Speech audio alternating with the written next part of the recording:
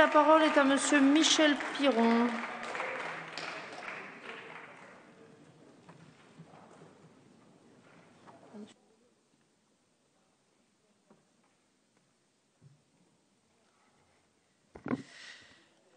Madame la Présidente, Mesdames les ministres, Monsieur le rapporteur, mes chers collègues, nous devons nous rendre à l'évidence.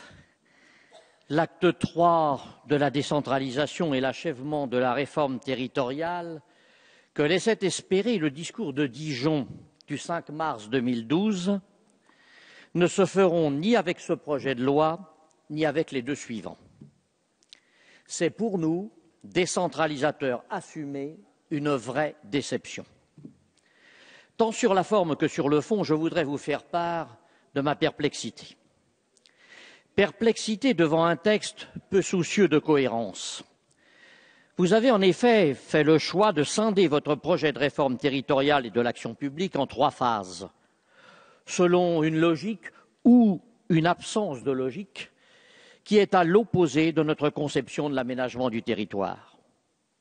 Sont traitées en premier lieu les métropoles et des grandes villes, puis viendront ensuite les régions et enfin le reste, si j'ose dire, des territoires. Ainsi, après avoir modifié les dates des élections et les modes de scrutin, lorsque vient enfin le moment de procéder à une véritable réforme décentralisatrice, vous préférez commencer par discuter des compétences des agglomérations, avant même celles des régions, plutôt que de procéder à une véritable remise en ordre et une redéfinition du rôle de nos différents échelons territoriaux. En somme, vous construisez l'aménagement du territoire sur le seul fait métropolitain, en reléguant la question du maillage territorial, villes moyennes comprises, et des solidarités territoriales au second plan, voire en l'oubliant. Autre inconvénient de ce découpage en 3 phases. Nous allons ainsi traiter la partie avant le tout, comme l'eût dit Aristote, sans aucune perspective sur l'ensemble du projet, sans aucune vue d'ensemble du sujet. Nous ne sommes d'ailleurs pas les seuls à nous en étonner. L'Assemblée des communautés de France n'a-t-elle pas, au lendemain de la présentation de ces textes, fait part de sa crainte, je cite, d'un enlisement du nouvel acte de décentralisation, considérant que si l'examen séparé du volet spécifique aux aires métropolitaines peut être envisagé, les autres dispositions participent d'une architecture d'ensemble qui doit préserver sa cohérence. Perplexité également devant un texte qui manque visiblement de cap et de ligne directrice. Nous aurions pu souscrire aux objectifs énoncés, pourtant, par François Hollande en mars 2012, lorsqu'il annonçait, dans son discours de Dijon, sa volonté d'engager une nouvelle étape de la décentralisation. Il affirmait alors que la décentralisation était, je cite, un facteur de clarté, de responsabilité, une source d'efficacité de la dépense publique, qui écarterait, je cite toujours, les superpositions, les enchevêtrements, les confusions. Où en sommes-nous donc avec ce texte, alors que notre organisation territoriale perpétue, en l'accentuant même, l'insoutenable enchevêtrement des compétences, alors que la multiplication des structures associées à la complexité des circuits de décision et de financement pèse de plus en plus lourdement sur la compétitivité de notre pays. Quel remède apporter? Avec ces 3 projets de loi, on a perdu et le fil de la question et le cap. La réaction des élus est d'ailleurs révélatrice de ce manque de perspective. Le texte que nous examinons aujourd'hui est certes un texte complexe, dans lequel chacun peut trouver quelques motifs de satisfaction ou de mécontentement, mais qui finalement recueille bien peu d'approbation. Si le projet de loi ne visait qu'à améliorer le sort de quelques métropoles, il pourrait être à la limite acceptable.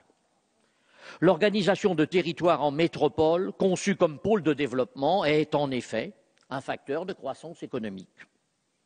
Et, à l'exception du projet de métropole en Île-de-France, les dispositions qui concernent la structuration de la métropole lyonnaise et la reconnaissance du fait métropolitain pourraient nous satisfaire.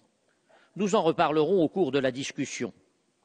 Je tiens d'ailleurs à saluer le travail réalisé par nos collègues sénateurs du groupe UDI-UC et notamment par Michel Mercier sur la métropole lyonnaise, lui qui avait lancé l'idée dès 2012. Néanmoins, il est regrettable de constater que cette partie du texte consacrée à la métropole lyonnaise, la plus réussie, est elle-même inaboutie. L'agglomération lyonnaise représente en effet 74% de la population départementale. Une ambition plus forte et plus claire n'aurait-elle pas pu en faire la première agglomération département de France? Il y a des villes-länder dans des pays voisins. Quant à l'Île-de-France, nous n'avons trouvé là que superposition et confusion pour reprendre les termes présidentiels. Cette réforme reviendra à créer 3 grands paris sur 3 périmètres différents et conduira en outre à un affaiblissement de la démocratie locale. Mon collègue Jean-Christophe Fromentin y reviendra demain. Mais mes chers collègues, en réduisant ce projet de loi aux seules métropoles, n'affiche-t-on pas clairement ici un manque d'ambition?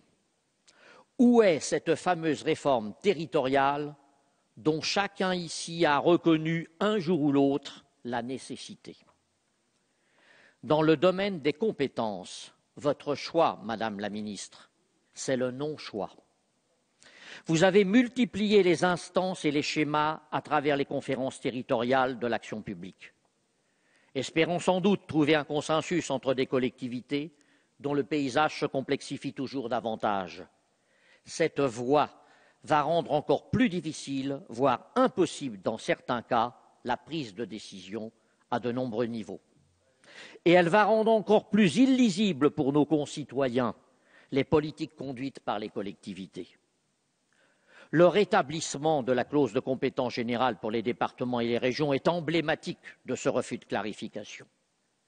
Cette clause n'est certainement ni un gage de rationalité, ni d'efficacité, ni de maîtrise des coûts.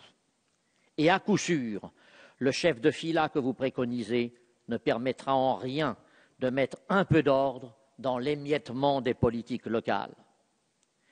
Mes chers collègues, plus de 40 ans après le rejet du référendum de 69, qui voulait refondre notre organisation territoriale en l'appuyant sur les régions, plus de 30 ans après les premières lois Defferre et plus de 10 ans après les lois Raffarin, force est de constater que la décentralisation n'est toujours pas au rendez-vous dans notre pays.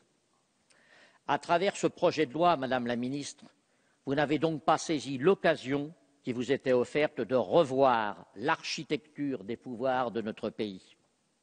Pire, je crains même qu'en renonçant à remédier au désordre institutionnel actuel, vous ne le consacriez. Pour conclure, vous me permettrez, Madame la Ministre, d'évoquer un souvenir plus personnel.